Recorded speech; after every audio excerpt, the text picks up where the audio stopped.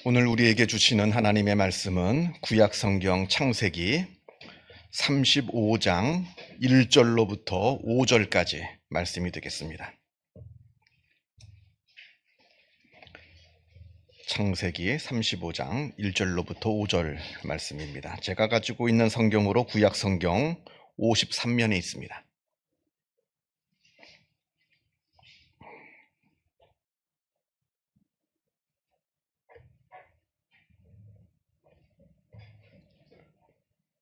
창세기 35장 1절로부터 5절까지 말씀을 봉독합니다.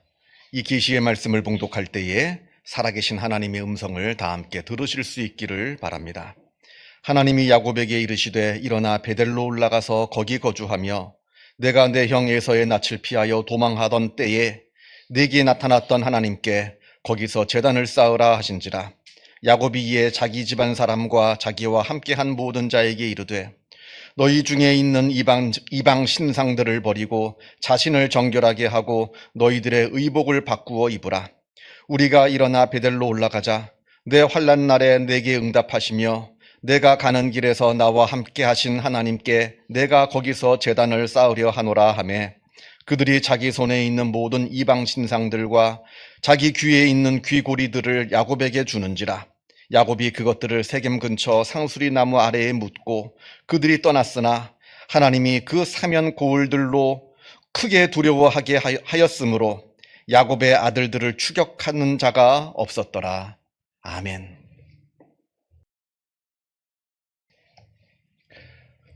러시아의 대문호 도스토예프스키의 소설 카라마조프가의 형제들에는 이 소설의 백미라고 할 수 있는 대신문관 이야기가 나옵니다. 때는 바야흐로 무시무시한 종교 재판이 일어나던 16세기 어느 날 스페인의 세비야에 예수님께서 내려오셨습니다. 마치 이때로부터 1500년 전 유대 땅에 인간의 몸을 입고 오신 그때와 똑같으신 모습으로 다시 예수님께서 이 땅에 내려오신 겁니다. 많은 사람들이 예수님을 알아보고는 환영하며 예수님께 몰려옵니다. 그런데 이 장면을 종교 재판을 하는 그 대신문관인 로마 카톨릭 추기경이 보고는 아연실색하여 당장 예수님을 체포합니다. 예수님인 줄을 몰라서 체포한 게 아닙니다. 반대로 예수님인 줄을 알았기에 체포한 겁니다. 급히 예수님을 체포하고는 지하 감옥으로 예수님을 끌고 내려갑니다. 그리고는 이 대신문관이 예수님을 신문합니다. 왜 당신은 이 땅에 다시 내려와서 우리를 방해하려고 하느냐 묻습니다. 당신은 1500년 전에 한 말씀 외에는 그 어떠한 말도 덧붙일 권리가 없다라고 말합니다. 왜냐하면 예수님의 모든 말씀들을 지난 1500년 동안 다 자기들 입맛에 맞게 다 바꾸어 놓았거든요. 다 왜곡시키고 다 변질시켜 놓았거든요. 그래서 예수님께서 직접 말씀하시고 직접 걸어가시는 그 십자가의 복음을 천박한 영광의 신학, 번영신학으로 바꾸어 놓았습니다. 영원한 천국의 말씀을 이 땅에서의 물질주의적인 말씀으로 다 바꾸어 놓았습니다. 겸손히 낮아져 섬기라 하는 그 말씀을 너희들은 성직자인 우리를 섬기라 하는 말로 다 바꾸어 놓았습니다. 그렇게 1500년 동안 모든 예수님의 말씀을 다 왜곡하여서 자기 입맛에 맞게 다 바꾸어 놓았는데 이제 예수님께서 다시 이 땅에 오셔서 사람들한테 단 한마디라도 하시는 그 순간에는 지난 1500년의 수고가 다 물거품이 되고 마는 겁니다. 그러니까 예수, 당신은 이 땅에서 아무 말도 하지 마시오 라고 말하는 겁니다. 당신의 모든 것을 다 교황에게 다 넘겨주고 당신은 곧바로 이 땅에서 떠나 다시는 내려오지 말라. 그래서 우리를 더 이상 방해하지 말라 합니다. 그러면서 아주 긴 시간 동안 예수님을 비난하고 예수님을 추궁하고 하는 내용들이 쭉 나옵니다.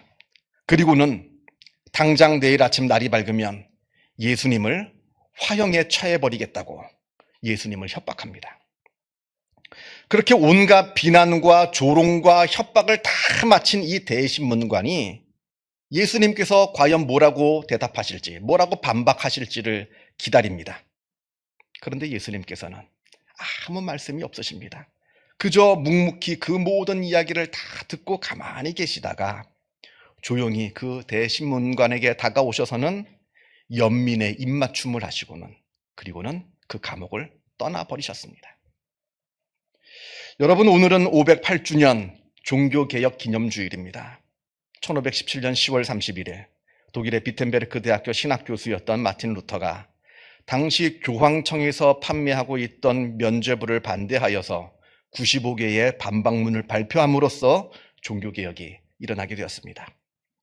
지난 1500년 동안 교회의 지도자들에 의해서 왜곡되고 뒤틀리고 변질되었던 복음을 다시 원래의 복음으로 되돌려 놓은 겁니다. 종교개혁의 모토 중에 하나가 바로 라틴어로 아드폰테스입니다. 이걸 우리말로 바꾸면 원천으로 돌아가자, 처음으로 돌아가자, 그런 뜻입니다. 그러니까 최초의 복음, 때묻지 않은 그 본래의 복음, 예수님께서 말씀하시고 초대교회들이 지키고 전했던 그 때묻지 않은 그 순수한 복음으로 우리가 다시 돌아가자 하는 게 이게 종교개혁의 모토였습니다. 여러분, 우리 모든 인간들은 다 변합니다. 변하지 않을 수가 없습니다. 긍정적이든 부정적이든 간에 우리 모든 인간은 변할 수밖에 없습니다. 무생물처럼 가만히 있을 수가 없거든요. 살아있기에 우리는 변할 수밖에 없는 존재입니다. 우리의 생각이 바뀌고 마음이 바뀌고 또 우리를 둘러싸고 있는 환경과 상황들도 바뀝니다. 그러니까 우리의 신앙도 동시에 변할 수밖에 없습니다. 꼭 의도해서 변하기도 하지만 때로는 대부분은 나도 모르는 사이에 내 믿음이 변질되기도 합니다. 우리 장로교 신앙을 다른 말로 개혁신앙이라고 합니다. 이 말은 먼저는 우리 장로교의 신앙은 종교개혁에 기반하고 있다라고 하는 뜻이 있고요. 더 나아가서는 우리의 신앙은 늘 개혁하는 신앙이어야 한다는 뜻이기도 합니다. 종교개혁은 1517년 그때 단 한 번의 사건으로 완성된 게 아닙니다.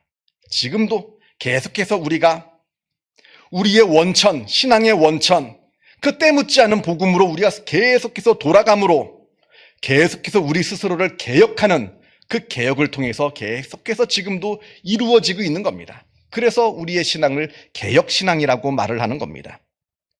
신앙의 변질은 1500년 전 가톨릭에서만 일어난 게 아니거든요. 지금 여기에 있는 우리들도 끊임없이 우리의 신앙이 변질되고 있습니다. 그때마다 내 신앙이 변질되고 있다는 것을 깨달아 알아차려서 다시 순수했던 복음으로 돌아가려고 하는 그 처음으로 돌아가려고 하는 그 개혁의 이 운동이 우리 자신에게도 있어야 한다라고 하는 겁니다. 아드폰테스, 원천으로 돌아가자, 처음으로 돌아가자. 여러분이 처음 하나님을 믿었던 그 첫사랑 혹시 기억하십니까? 교회에 처음 온 날 말고요. 내가 정말 하나님을 내 아버지로, 내 구세주로 하나님과 예수 그리스도를 영접하고 내 믿음이 확실하게 섰던 그 첫사랑을 말합니다. 그 첫사랑의 기억. 하나님만 생각하면 눈물이 핑 돌고 하나님만 생각하면 마음이 찡해지고 했던 그 첫사랑. 예전에는 분명 그랬는데, 그렇게 내 신앙이 예전에는 그렇게 순수했었는데 언제부턴가 내 신앙은 무뎌지고 딱딱해지고 굳어져서 나에게 더 이상 아무런 감동도 없고 아무런 감격도 없는 그러한 모습은 아닌가요? 그러할 때 우리의 첫사랑, 그 순수했던 신앙을 기억하고 끊임없이 나를 그리로 그 순수했던 신앙의 그 첫사랑으로 이끌고 가야 우리의 신앙은 바르게 유지될 수가 있는 법입니다. 오늘 본문을 보겠습니다. 오늘 본문은 야곱의 이야기입니다. 아버지를 속이고 형을 속여서 장자권을 얻긴 했습니다만, 그러나 그 일로 인해 형 에서의 분노를 사게 되어서 형을 피해 정말로 목숨을 구하고자, 그냥 추상적인 수사적인 표현이 아니라 정말로 내 목숨을 구하고자 급히 혈혈 단신으로 도망을 칩니다. 완전히 의지할 곳 없는 빈 털터리의 신세로 길을 터벅터벅 가다가 날이 저물어 그만 길바닥에 아무렇게나 들어 누워서 옆에 있는 돌 하나 집어들고 베개 삼아 잠을 청합니다. 너무나 처량한 신세가 아닐 수가 없습니다. 그리고 언제 어떻게 사나운 들짐승이 달려들지, 아니면 언제 무서운 강도를 만나게 될지 너무나 두렵고 불안한 밤을 그날 밤에 보내게 됩니다. 그러던 그날 밤 하나님께서 꿈에 나타나십니다. 천사가 하늘에서 내가 지금 누워있는 이곳으로 내려오고, 또 땅에 있는 천사들이 내가 누워있는 이곳에서 하늘로 올라가는 아주 신비한 꿈을 꾸게 되고, 또 그러면서 하나님의 음성을 듣게 되는데, 하나님께서 야곱에게 내가 너를 지켜주겠다, 내가 너로 하여금 안전하게 다시 고향으로 돌아오게 해주겠다 하는 하나님의 음성을 듣고는 잠에서 깨어납니다. 너무나 놀라운 꿈이죠.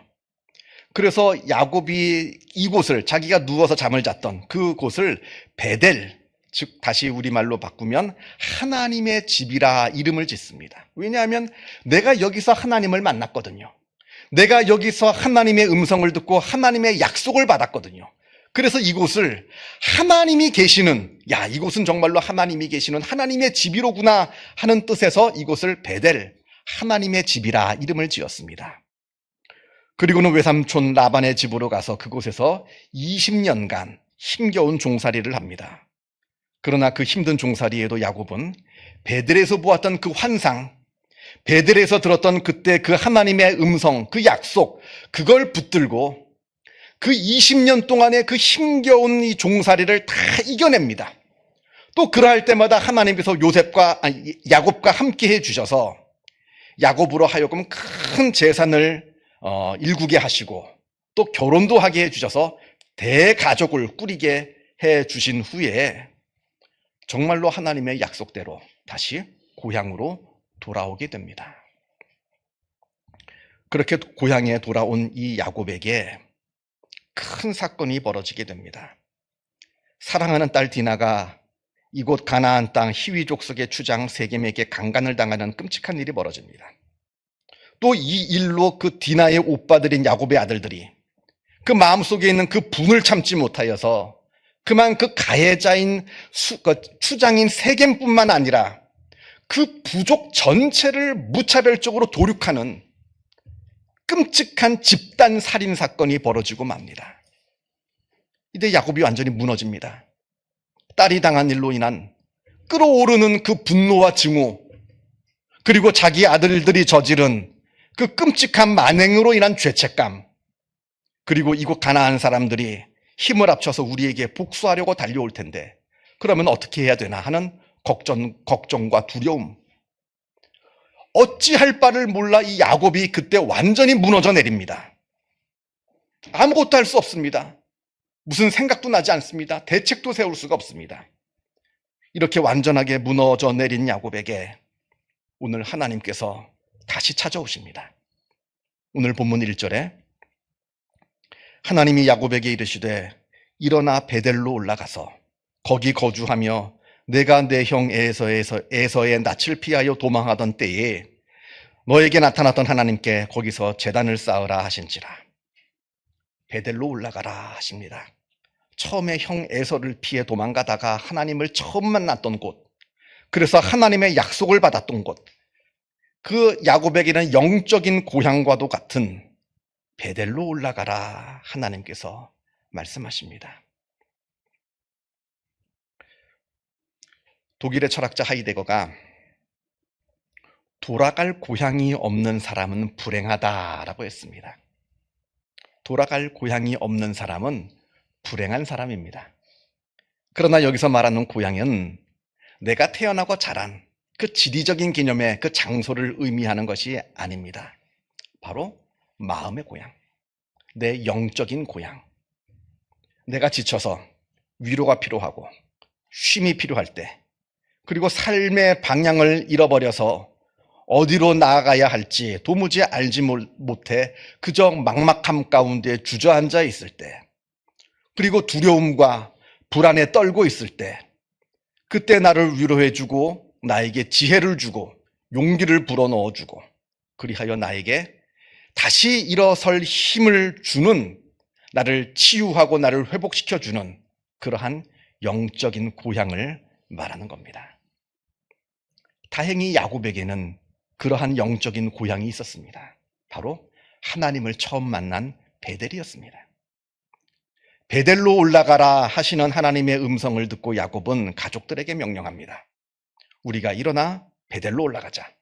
내 환난 날에 나에게 응답하시며 내가 가는 길에서 나와 함께 하신 하나님께 내가 거기서 제단을 쌓으려 하노라. 그러면서 모든 잡다한 것들, 하나님을 만나는데 아무런 도움이 되지 않는 것들, 그 잡다한 것들, 예를 들면 이방 신상들, 화려한 귀금속들 다 상수리 나무 아래 다 묻어버리고 온 가족이 모두 겸손하고 경건한 마음으로 베델로 올라갑니다. 그러자 5절에 그들이 떠났으나 하나님이 그 사면 고울들로 크게 두려워하게 하셨으므로 야곱의 아들들을 추격하는 자가 없었더라. 야곱의 아들들의 복수하려고 했던 가나안 족속들이 하나님께서 야곱과 함께 하신 것을 알고는 감히 그들을 추격하지 못하였다라고 말합니다. 그래서 야곱과 가족들이 모두 베델로 올라가 하나님께 제사를 올려드립니다. 여러분들에게도 이러한 영적인 고향이 있습니까? 여러분들이 힘들 때, 지칠 때, 여러분이 두려울 때, 여러분이 불안할 때, 여러분에게 위로가 필요할 때, 그때 돌아갈 고향이 여러분에게 있으시냐 하는 말입니다. 있다면 여러분은 행복한 사람입니다. 그러나 반대로 없다면 반드시 여러분의 영적인 고향을 발견해야 됩니다. 아마 분명 있었을 겁니다.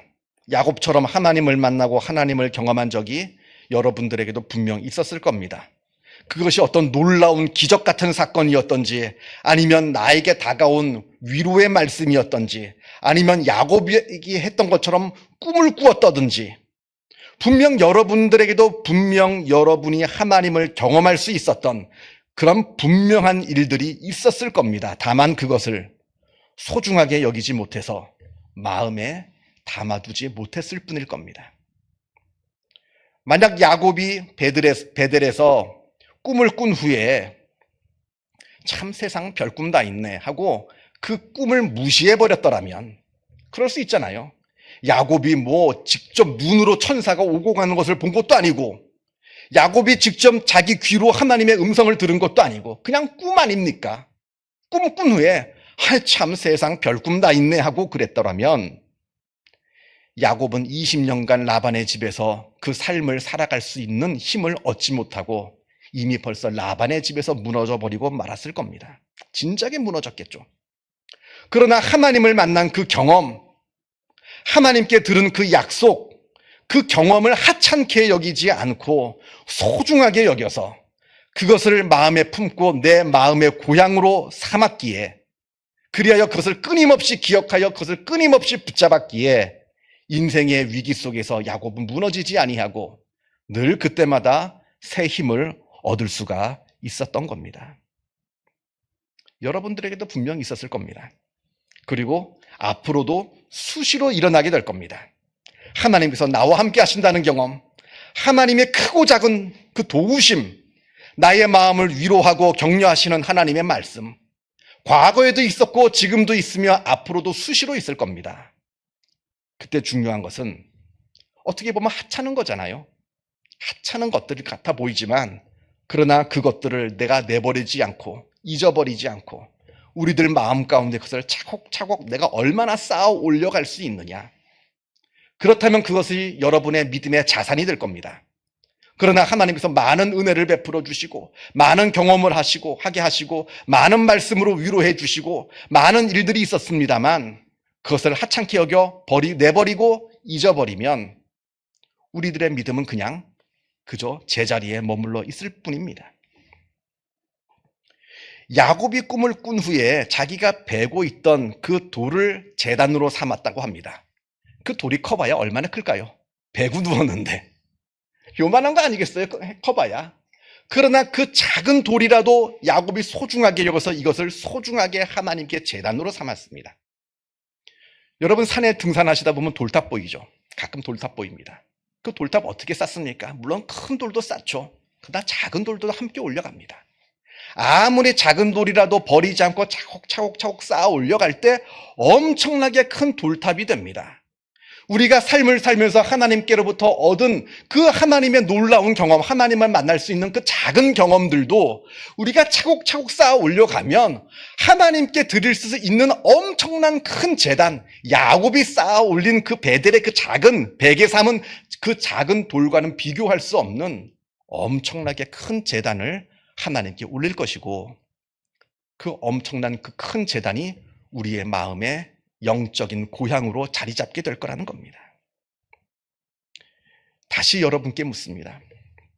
여러분이 돌아갈 수 있는 영적인 고향, 그것이 있는지 깊이 한번 생각해 보시고, 만약에 마땅히 생각나지 않는다라고 하시면 아직 늦지 않았습니다. 하나님께서 여러분에게 주시는 그 작은 은혜들 하나하나 쌓아갈 때, 기억하여 하나하나 쌓아가야 할 때, 여러분 마음 가운데 여러분을 늘 지켜주고 여러분을 늘 위로해주는 베델의 놀라운 제단이 여러분의 삶 가운데 자리 잡게 될 겁니다. 그 놀라운 은혜가 여러분 가운데 있기를 주님의 이름으로 축원합니다. 기도하겠습니다. 사랑과 은혜가 충만하신 하나님 아버지, 하나님께서 친히 나의 아버지가 되어 주시어서 우리의 인생의 걸음걸음을 지켜주시고 인도하여 주심에 그 은혜에 감사를 드립니다. 지금까지 우리가 하나님의 은혜로 지금 여기까지 왔습니다. 이 모든 것들이 하나님의 은혜임을 우리가 기억하게 하여 주옵소서. 하나님께서 우리에게 많은 은혜와 많은 복으로 베풀어 주십니다만 우리가 그것을 하찮게 여겨 마음에 담지 못하고 내버려 다 잊어버리고 있는 것은 아닌지, 그리하여 우리가 하나님께로부터 아무런 위로도 얻지 못하고 아무런 용기도 얻지 못하는 것은 아닌지, 우리의 잘못된 믿음을 되돌아보게 하여 주옵소서. 하나님께서 우리에게 베풀어 주시는 그 크고 작은 은혜들, 크고 작은 말씀들, 우리가 하나하나 우리들 마음 가운데 쌓아 올리게 하여 주시어서 우리가 힘들 때 우리에게 위로가 되게 해주시고, 우리가 어려울 때 우리의 도움의 돌이 되는 마음의 커다란 베델의 돌을 쌓아 올릴 수 있도록 하나님께서 역사하여 주옵소서. 아버지 하나님, 우리의 믿음은 너무나 연약합니다. 수시로 흔들립니다.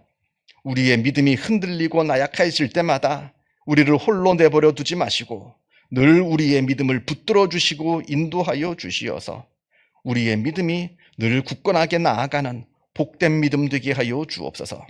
감사드리오며 이 모든 말씀 우리 주 예수 그리스도 이름으로 기도하옵나이다. 아멘.